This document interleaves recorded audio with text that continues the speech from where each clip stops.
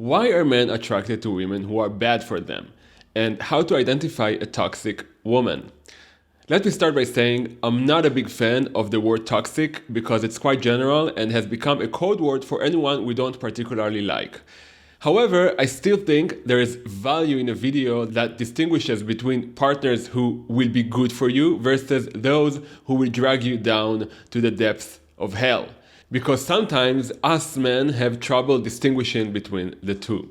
And the reason it's difficult for us to distinguish is A, because it's easier to seduce us with sexuality. So intelligent and manipulative women who know how to use their sexuality might cloud our judgment. And B, because women generally make access to their sexuality more difficult, especially compared to men. Therefore, men might get confused and turn the challenge of pursuing the woman into everything, which blinds them from seeing whether it's even worth pursuing her. Once a man becomes invested in trying to court her, and if the woman rewards him in just the right measure, so he feels he's making progress but isn't satisfied, he might get sucked into pursuing her and forget that the goal isn't to pursue a woman, but that it's just a means to create a relationship with her. A classic example of such a toxic woman is Catherine from the movie Basic Instinct. Catherine is a writer who wrote a book about the murder of a rock star by his partner during sex. And by a rare coincidence, shortly after writing the book, a real rock star named Johnny Boz was murdered by his partner in exactly the same situation. Therefore, she is automatically invited for questioning by the police. Why is Catherine toxic? Because it's evident that she uses her intelligence and sexuality for very selfish purposes, and she's a cold and calculated woman who is unable to form emotional connections with others. She's driven solely by thrills, with her main thrill being getting into others' heads and manipulating them so that the characters in her stories can be as realistic as possible. And the higher status the other person has, especially if it's a man, particularly a man in a position of authority, like a police detective, the greater the challenge, and thus the game of getting into his head becomes more exciting. She therefore has narcissistic elements in the sense that she sees everyone as extras in her life's play or in the play she writes about in her books, and in her very superficial treatment of others as if they don't have their own subjective world.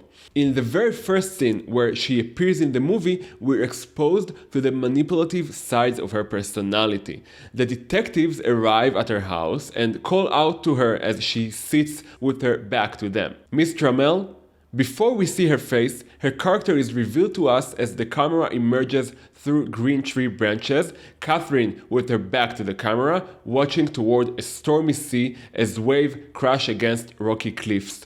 This is a hint at Catherine's stormy and wild personality.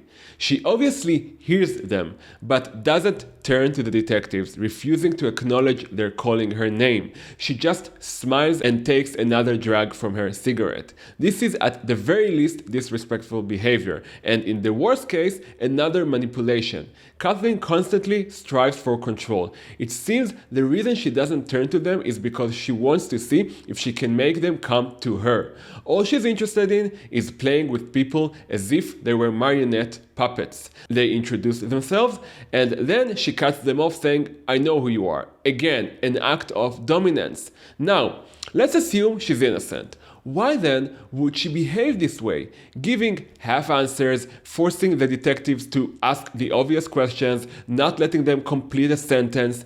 It seems the reason is purely because she enjoys feeling in control. We get confirmation of this hypothesis when we see how she has sex with them, tying their hands to the bed and always being on top.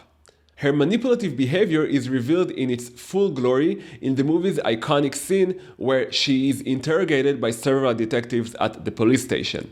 They try to understand what her relationship was with the murdered man, Johnny Boz, and it turns out there was a relationship. She would sleep with him occasionally, but of course she claims her innocence. At the start of the interrogation, Catherine takes out a cigarette, and one of the detectives tells her no smoking in the building, and she responds, "What are you going to do? Charge me for smoking?" The detective continues, "Could you tell us about your relationship with Mr. Boz?" "We had sex for about a year and a half." And then her tone softens a bit and she says, "I liked having sex with him. He wasn't afraid to experiment." Then she takes a pause, looks at everyone in the room and says, "I like men like that." It seems Catherine is really enjoying herself. From her perspective, she is in a playground and the detectives are her toys. She's well aware of the fact that more than they are busy doing their job trying to solve the mystery of the murder, they're busy imagining her in the sexual situations, which she of course spares no details in describing, between her and Boz. At one point in the interrogation, Detective Nick, the hero of the story, asks her, "You like playing games, don't you?" And then she answers, "I have a degree in psychology, it comes with the turf. Games are fun." Every word of hers has a sexual expression or innuendo. There isn't a single action she takes that isn't accompanied by some theatrical gesture, facial expression, pursing of the lips, leaving her mouth open 1 second longer than usual, sticking out her tongue, maintaining eye contact. There isn't a single word she says where the meaning lies only in the word itself. Every word is a means to convey another non-verbal message. The words are camouflage. The non-verbal tools that are supposed to serve the verbal message have become an end in themselves, or more precisely, they serve another purpose, not to convey a message, but to control, to show all the men that she can find their weakness and confuse them.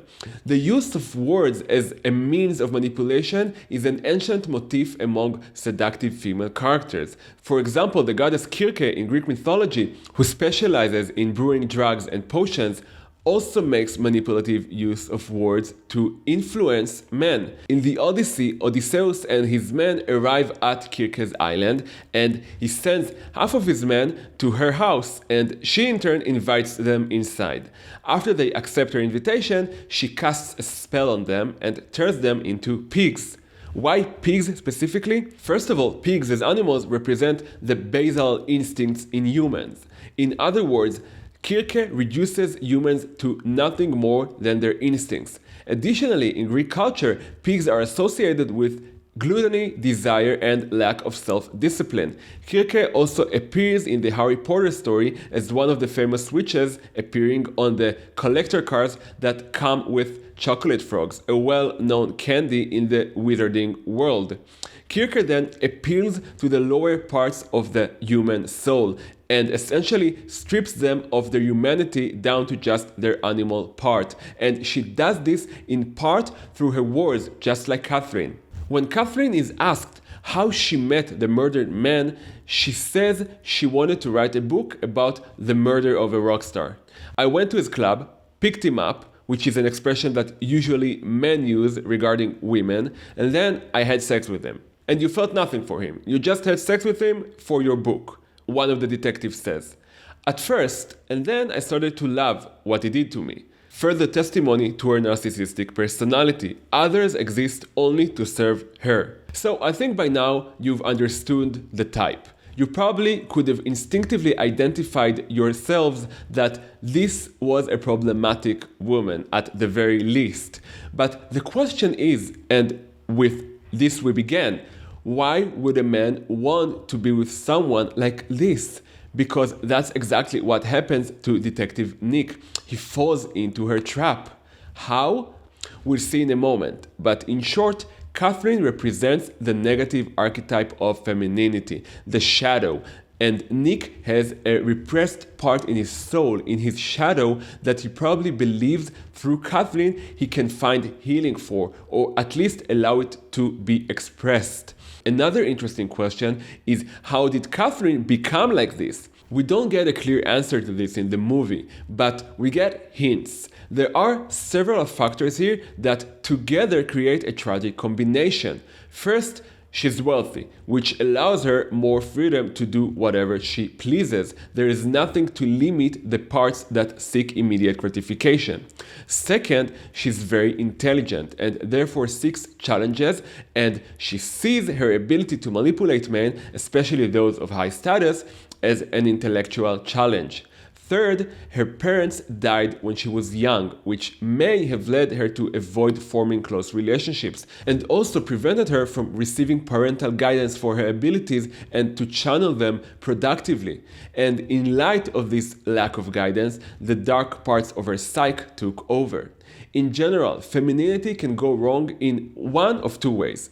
Either towards too much compassion and care, which is the Oedipal mother, or towards extreme detachment and independence, which is the femme fatale embodied by Catherine. A classic example of the Oedipal mother character is Rapunzel's mother, the girl with the long hair who is stuck on top of a tower, where her mother scares her throughout her childhood that the outside world is dangerous. She does this in order to preserve her status as the only and most important figure in her life.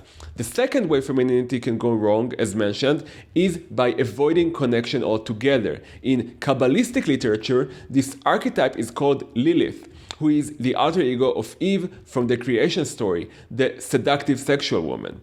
The femme fatale completely rejects the nurturing feminine element and prefers independence and control over emotional connection. Nick recognizes then that Catherine is dark and therefore his shadow, which is very repressed, is strongly attracted to her. As Jung said, what you resist persists. At first, Nick maintains his relationship with Catherine to keep track of her because he believes she lied in her testimony, or at least that's what he tells himself. Later, Nick comes to Catherine's house to ask her some questions. "I have questions for you too," Catherine says. It turns out she's writing a new book, and she's basing the detective character in the book on Nick. Nick has a dark past, as he shot and killed two innocent people by mistake because he thought they were known drug dealers. Catherine somehow knows that on that day, Nick was under the influence of drugs. He denies it, but then she tells him, "You can tell me," and moves closer to him until her lips almost touch his. This is the moment when officially, in a way that can no longer be denied, the distance between them disappears and the clear boundary between detective and suspect is crossed. What allows Catherine to cross this boundary without facing consequences? The fact that she knows about that part of Nick's past that he represses. Catherine knows something about Nick that no one else does, which is that on the day he killed the two innocent people, he was under the influence of drugs. She exposes him in his weakness and sees beyond the detective's facade, and therefore Nick can no longer maintain distance from her. His shadow is magnetized to hers. This very part that succumbs to seduction, the part that caused Odysseus' warriors to enter Kirke's house, and the part that is attracted to sweets like Kirke's chocolate in Harry Potter, that's the part that can't resist Catherine's temptation. And indeed, as the relationship strengthens, Nick returns to his bad habits. He starts smoking again after quitting, and it seems that the destructive part within him is getting more space and consuming the previous Nick, the police officer who's supposed to uphold the law, not break it. Under the cover of Nick's shadow then, Catherine paves her way to him. Later in the movie, Nick's drug use is revealed and he finds himself under investigation in exactly the same position Catherine was in. Like her, he takes out a cigarette at the start of the interrogation, and when told he can't smoke, he tells the detective exactly what Catherine told him. "What are you going to do? Charge me for smoking?" It seems Nick has adopted Catherine's character into himself. This is a recurring and well-known motif in movies, where the hero identifies with the villain and adopts into his personality the shadow element that the villain embodies. The reason for this is that in the shadow there is also the key to healing, to the transformation that the hero needs to undergo to get himself out of the mess he's gotten into. In other words, the hero needs to learn to use the villain's weapon against him. It's no coincidence that in the story of the Knights of the Round Table, to find the gold at the center of the maze, each of the knights enters the maze from the point that looks darkest to him. Because the goal in your life, the healing of your traumas, happens where you least want to look, in the darkest and scariest place. And there is a part in our soul that knows this, and therefore we are attracted to people who reflect our shadow to us, to toxic people. This is why Nick is attracted to Catherine, and this is why men in general are attracted to Lilith, to femme fatales. They see in them, usually unconsciously, a means for healing. However, unlike in movies, in reality the path to healing happens within you. Entering a relationship with a toxic person is not a solution. You need to see all the characters in the movie as parts within yourself. Within your psyche, there is both Nick and Catherine, and you need to be able to harness each of them to navigate your hero's journey. Your salvation won't come from outside through another woman. It never works that way. Only you can save yourself. Going to a toxic, mysterious, and dark woman who attracts you is tempting, partly because it's a distraction from looking into your own internal darkness. That's where your gold is, not with the girl. Your dragon is inside of you. It's not the girl. A challenging or good woman, from an archetypal perspective, is a balance between the two negative versions, the Oedipal mother and the femme fatale. She's sexual, but she's connected to her sexuality in a way that promotes life. That is, unlike Catherine, who uses her sexuality manipulatively, the good woman's sexuality is channeled into building the couple's relationship, building a family, not into destruction and immediate and fleeting thrills. So that's the reason why men are attracted to women who are bad for them. Thank you for watching.